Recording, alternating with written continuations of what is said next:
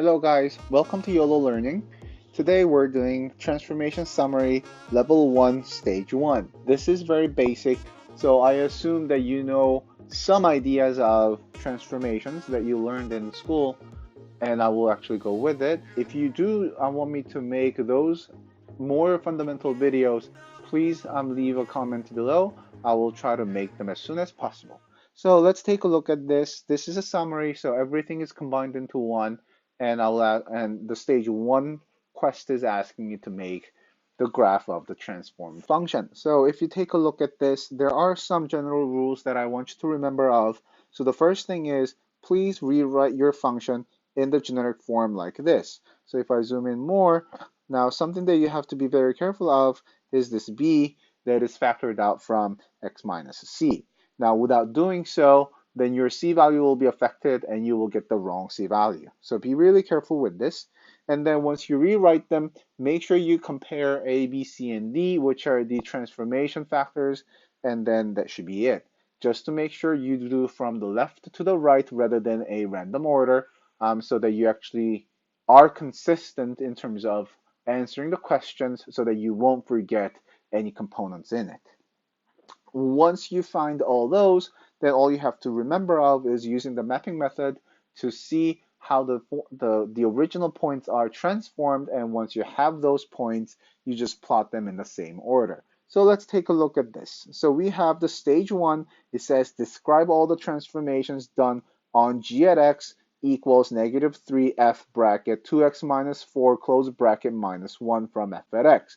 Now then, graph using the mapping method. So in this case, the first general rule, we have to see whether the b value is factored out or not. So the b value over there is actually not factored out. So we have to factor that out. So then we have g at x equals negative 3 f2 and then x minus 2, because we factored the 2 out from both, and then minus 1.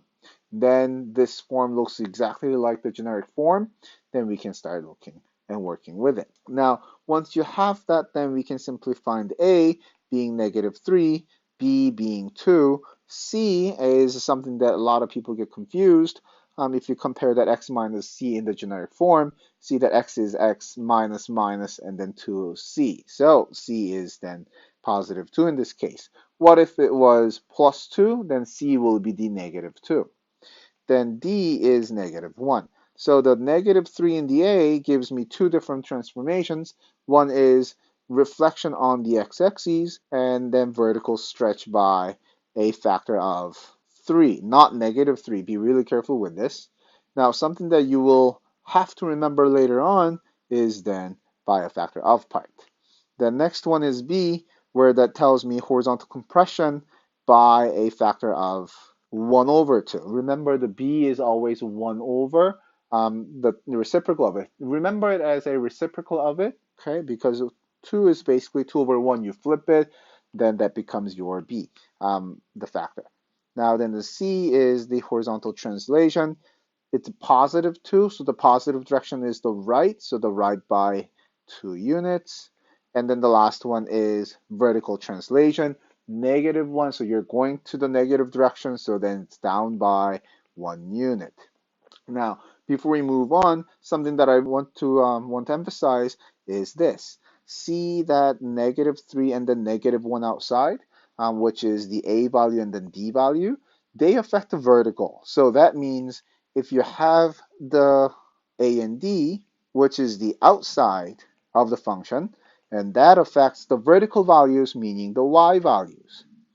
Whereas if you take a look at the inside, they are the b and c, which affects your horizontal values, meaning the b and c is the inside, and those are the x values. So then using this, we can use the mapping method. So we've found all the transformations. Now, when you do the mapping method, our original point x comma y goes to whatever the new point. So then that's going to have obviously the same x and y. But as you can see, the x, which is the horizontal values, are affected by b and c. Now, b is, as I said before, the by a factor of 1 over 2. By a factor of means you're multiplying. Therefore, it is x times 1 over 2, and then plus C, which is 2 then, since it is not a biofactor of 2, you're just shifting left or to the right. Now, then the Y value, the vertical one, is a biofactor of 3, and then it flipped. So then times by whatever the A value, the -3, and then plus D, since you're moving up or down only, so then it will be -1. Now, then the rest is just plotting the points. So the old graph or the original graph points are -6, 2. I'm sorry, -6, -2, and then -4, 1, 0, 1, and then 1, -3. Now see that these points, if the actual function is not given to you, are the points where the graph starts and then the ends, and where it turns its direction. Now, I did the calculation already, and then how it looks like is this. So this one, I will show you the process of it. -6 times 1/2 plus 2, comma, -2 times -3 minus 1, and that actually gives me the value of -1, 5. Now, the rest the same pretty much, nothing really different. So then the rest I did it, I got 0, -4, 2, -4, and then the last one goes to 2.5, 8. Now, see that the order of the points goes this way, right? 1, 2, 3, and then 4. So how we plot the new graph should be the same way. So hopefully you understand how this one looks like and why it looks like this way. Then everything should be fine. So hopefully you've mastered the level 1 stage 1. Hopefully you can try stage 2 on your own. I will put the file or the link to the file in the comment section. Okay? If you have any questions, please leave a comment. If you enjoyed the video, if this was helpful for you to understand how the transformations work in the basic way, please don't forget to press or hit the subscribe and the like button, and that actually is a huge motivation.